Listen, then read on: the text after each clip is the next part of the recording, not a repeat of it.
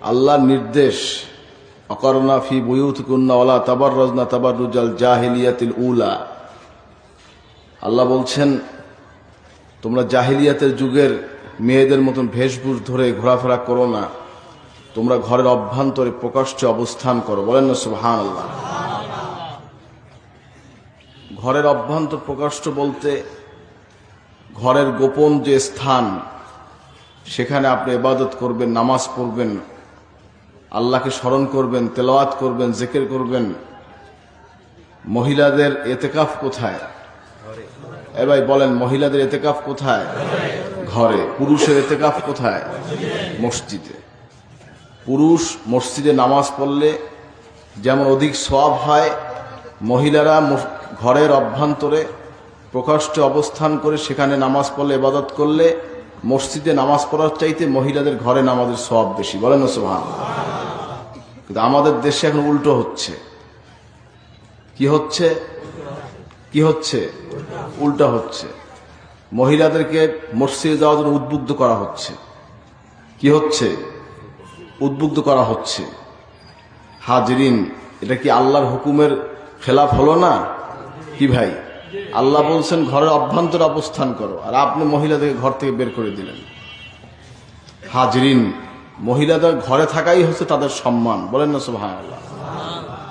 যাই হোক হাজরিন, রাসূল পাক সাল্লাল্লাহু আলাইহি ওয়াসাল্লামের যুগে, নবীজির যুগে মহিলা মসজিদে নামাজ পড়তো পিছনের দিকে, সরাসরি সাইডে কাতার ছিল না, একদম পিছনে।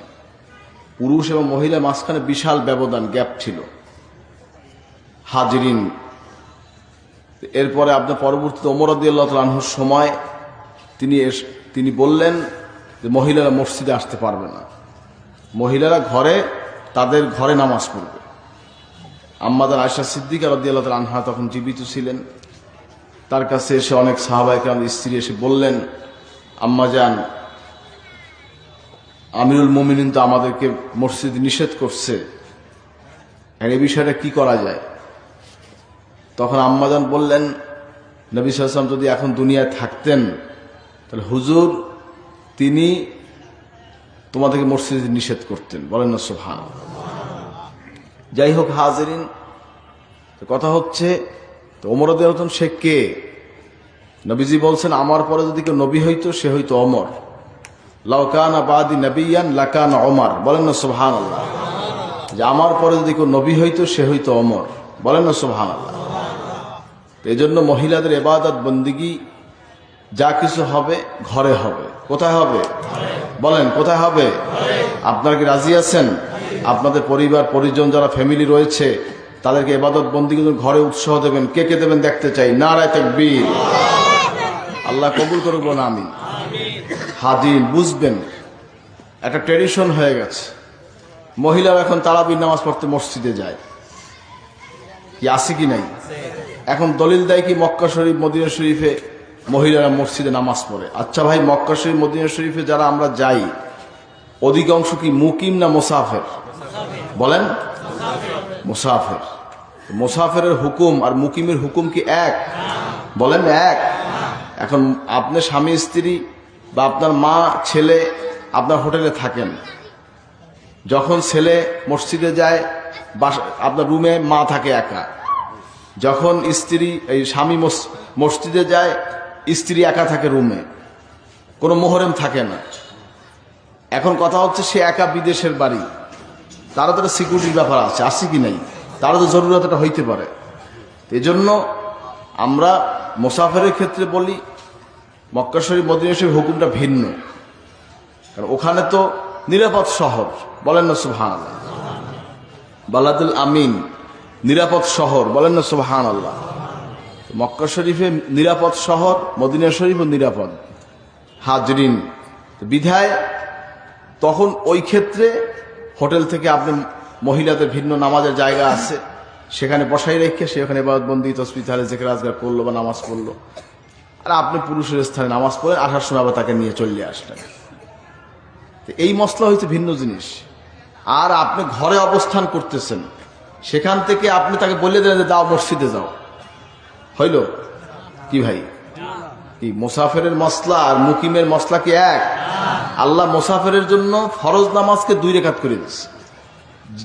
যেটা 4 রাকাত নামাজ সেখানে আল্লাহ 2 রাকাত কসর করে দিলেন সফরের জন্য। কিসের জন্য? মুসাফিরের কারণে। এটা মসলাটা বুঝতে হবে হাজরিন। আমাদের দেশে তো আলেমের সংখ্যা এখন অনেক বাড়িয়ে গেছে, কথা বলছেন নাই? কিন্তু আসল যে আলেম সত্যিকারে আল্লাহকে ভয় করে ফতোয়া দেবে, এখন ফতোয়া বেশিরভাগ হচ্ছে হালুয়া রুটির ফতোয়া, বেশিরভাগ ফতোয়া হচ্ছে মানুষের মন জয় করা ফতোয়া। আমি ফতোয়া দেব ওই ফতোয়া, আমার কবরকে আমার মৌতকে সামনে রেখে আমি ফতোয়া দেব যে আমি যদি এখন মারা যাই আল্লাহ যেন আমার জবাব দিতে করতে না হয় যে তুমি এই ফতোয়াটাতে দিলে, এই কারণে সমাজে একদল মানুষ গোমরা হয়ে গেল, একদল মানুষ বিপদগামী হয়ে গেল, এই জবাবটা যেন আল্লাহ দিতে না হয়।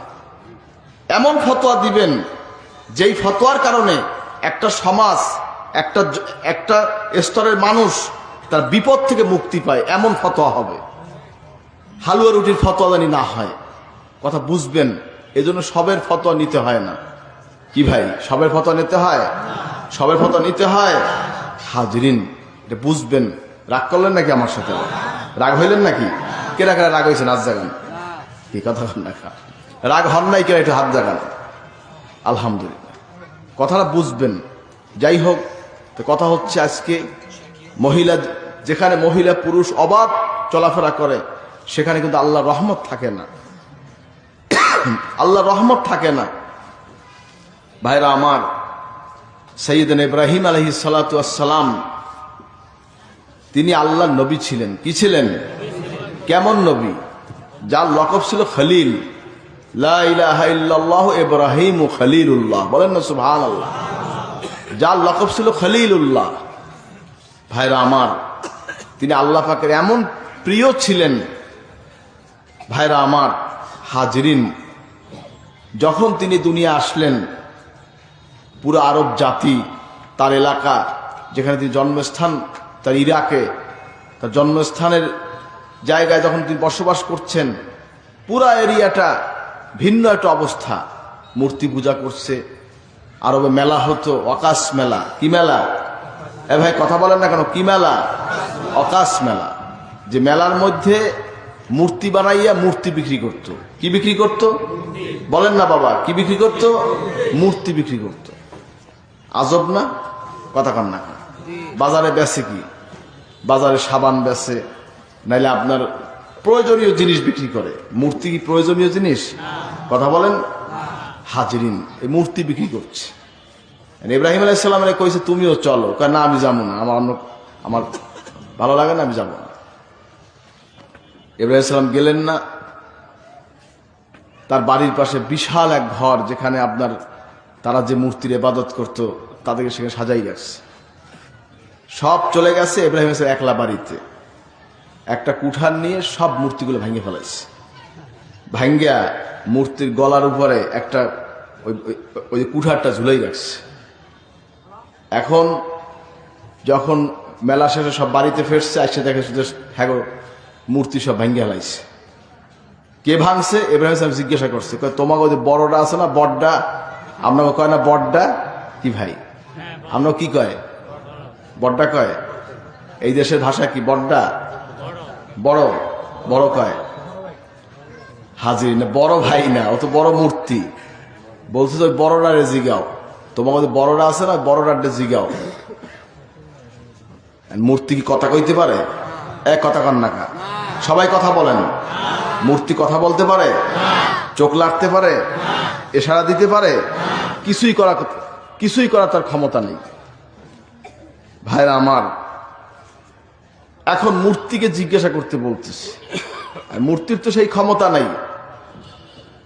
শেষ পর্যন্ত নমরুদের কাছে গেছে। নমরুদ ছিল প্রভাবশালী এক রাজা, যে নিজেকে খোদাই দাবি করেছে। নাউজুবিল্লাহ বলেন হাজরিন। এরপরে আপনার নমরুদে যাওয়ার পরে নমরুদ বলল, ইব্রাহিমকে সাজা দেওয়া হোক, আগুনের ব্যবস্থা করো। বিশাল অগ্নিকুণ্ড তৈরি করলো।